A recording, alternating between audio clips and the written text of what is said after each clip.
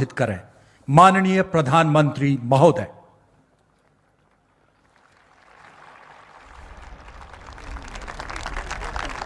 कार्यक्रम में उपस्थित देश के रक्षा मंत्री श्रीमान राजनाथ सिंह जी, एनसीसी के DG lieutenant general Gurbir Pal Singh ji, यहां उपस्थित सभी महानुभाव, अधिकारीगण, गणतंत्र दिवस की परेड में हिस्सा लेने वाले कलाकार, एनएसएस, एनसीसी के साथियों, इस समय देश अपनी आजादी का अमृत महोत्सव मना रहा है। और जब एक युवा देश इस तरह के किसी ऐतिहासिक अवसर का साक्षी बनता है तो उसके उत्सव में एक अलग ही उत्साह दिखता है। यही उत्साह मैं अभी करियप्पा ग्राउंड में भी देख रहा था। ये भारत की उस युवा शक्ति के दर्शन हैं जो हमारे संकल्पों को पूरा करेगी, जो 2047 में जब देश आजादी के 100 साल पूर्ण करेगा, 2047 के भव्य भारत का निर्माण करेंगी। मुझे गर्व है कि मैं भी कभी आप ही की तरह एनसीसी का सक्रिय कैडेट रहा हूं।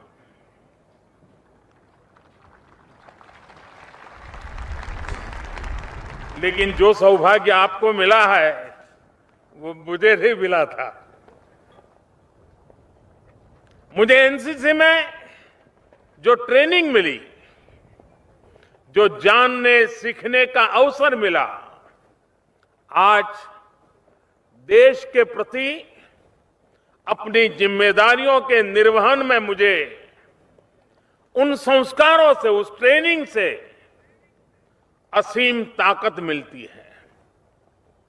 अभी कुछ ही समय पहले मुझे एनसीसी एलुमनाई का कार्ड भी मिला था।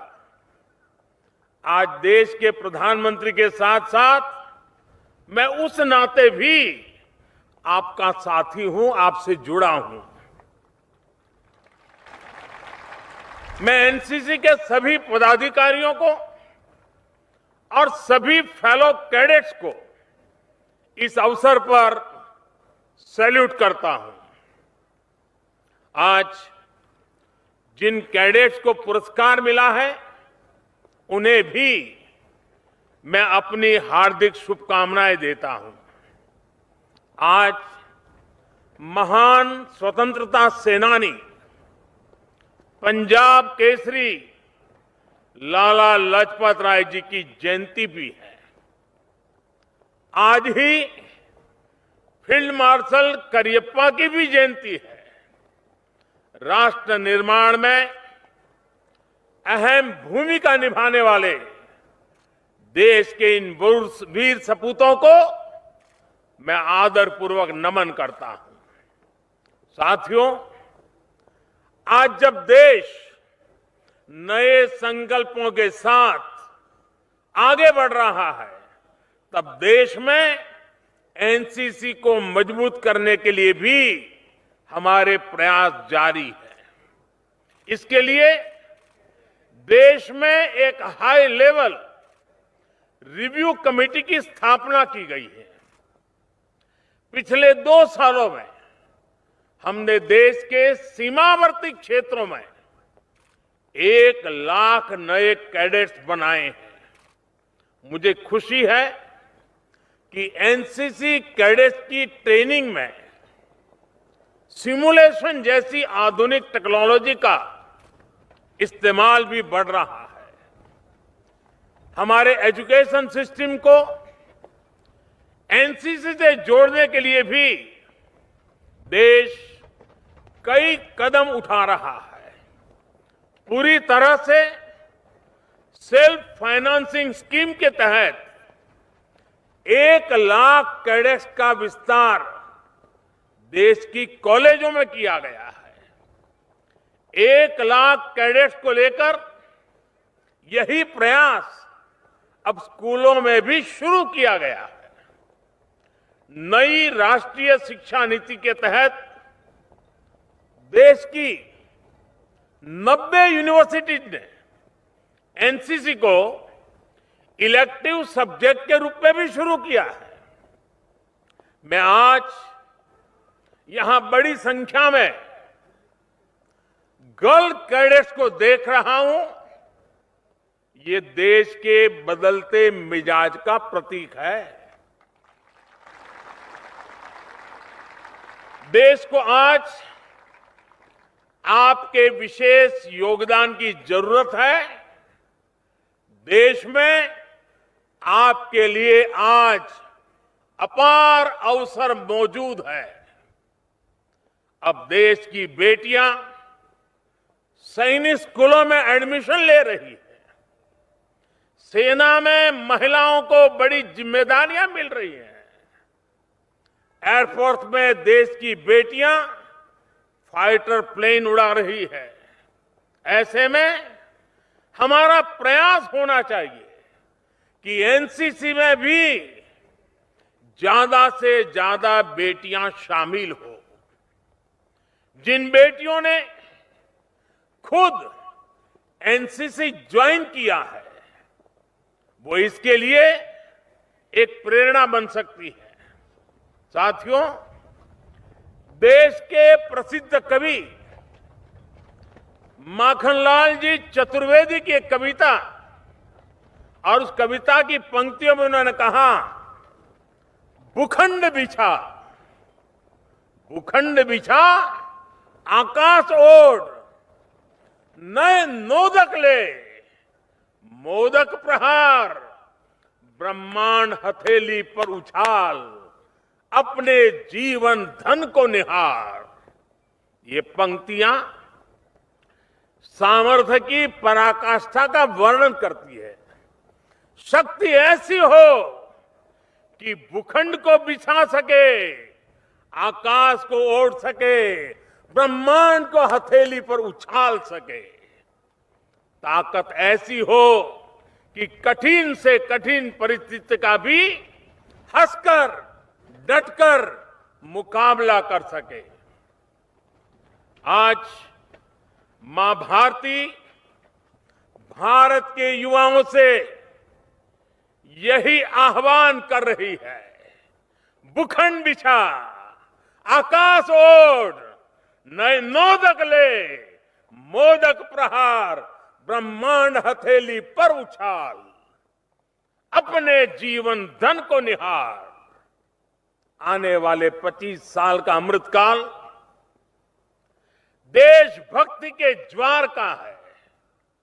और आज चुनौती इस बात की नहीं है कि दुनिया में कोई इसे स्वीकार करेगा या नहीं। आज महत्व इस बात का है कि जब दुनिया भारत को इतनी उम्मीदों के साथ देख रही है, इतने भरोसे के साथ देख रही है, तो भारत अपने प्रयासों में कहीं से भी कमजोर तो नहीं पड़ जाएगा। आज आजादी के अमृत महोत्सव में भारत ने जो संकल्प लिए हैं, जो अभियान शुरू किए हैं, वो निरंतर नई ऊर्जा पाते रहे। इसका बहुत बड़ा दायित्व हमारे देश के कोटि कोटि नौजवानों पर है। आज इस समय जितने भी युवक युवतियां एनसीसी में हैं, एनएसएस में हैं, उसमें से ज्यादातर इस शताब्दी में ही पैदा हुए हैं।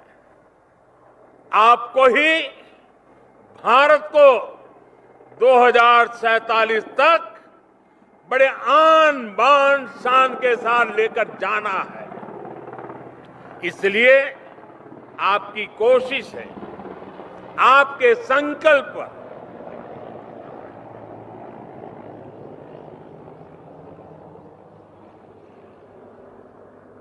इसलिए आपकी कोशिश है, आपके संकल्प, उन संकल्पों की सिद्धि भारत की सिद्धि होगी, भारत की सफलता होगी। राष्ट्रभक्ति से बड़ी कोई भक्ति नहीं होती, राष्ट्रहित से बड़ा कोई हित नहीं होता। देश को सर्वोपरि रखते हुए आप जो भी करेंगे वो देश के विकास में मदद करेगा। आज हमारे युवाओं ने भारत को स्टार्टअप की दुनिया में टॉप 3 में पहुंचा दिया है। कोरोना के इस संकट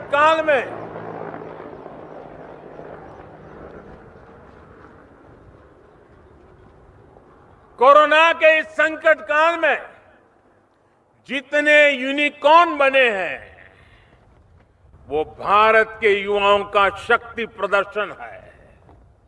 आप कल्पना कर सकते हैं 50 से ज्यादा यूनिकॉर्न कोरोना काल के दौरान अस्तित्व में आए हैं। और आपको तो पता ही होगा, एक एक यूनिकॉर्न, एक एक स्टार्टअप की पूंजी 7,500 करोड़ रुपए से ज्यादा है। ये क्षमता, ये सामर्थ्य बहुत बड़ा विश्वास जगाता है। और जहां देश के सामान्य मानवी को ऐसी ऐसी प्रवृत्तियों से जोड़ा था जिनसे लोगों की रोजी रोटी भी चलती थी, लेकिन साथ साथ देशभक्ति का आंदोलन भी गति पकड़ता था। जैसे कोई सूत काटने का काम करता था, कोई प्रौढ़ शिक्षा से जुड़ा था, कोई गौ पालन से जुड़ा होकर काम करता था, कोई स्वच्छता का काम करता था। इन सारे विषयों को गांधी जी ने आजादी के आंदोलन से जोड़ दिया था। इसी तरह आजादी के अमृत काल में आज से लेकर अगले 25 वर्ष हम सबको, आपको, अपनी प्रवृत्तियों को, अपने कार्यों को देश के विकास के साथ, देश की अपेक्षाओं के साथ, देश की आकांक्षाओं के साथ जोड़ना है। आज देश आत्मनिर्भर भारत के संकल्प के साथ चल रहा है। आप सभी युवा वोकल फॉर लोकल के अभियान में बहुत बड़ी भूमिका निभा सकते हैं। अगर भारत के युवा ठान लें कि जिस चीज के निर्माण में किसी भारतीय का श्रम लगा है, किसी भारतीय का पसीना बहा है, सिर्फ वही चीज इस्तेमाल करेंगे तो भारत का भाग्य तेज गति से बदल सकता है। वोकल फॉर लोकल का मंत्र सीधे सीधे देश के युवाओं से भी जुड़ा हुआ है। जब लोग स्थानीय उत्पादों को खरीदेंगे तो स्थानीय उत्पादन भी बढ़ेगा, उसकी क्वालिटी भी इंप्रूव होती जाएगी। जब स्थानीय उत्पादन बढ़ेगा तो इस वजह से स्थानीय स्तर पर रोजगार के नए साधन भी बढ़ेंगे। साथियों, ये समय टेक्नोलॉजी और इनोवेशन का है। ये समय डिजिटल क्रांति का है।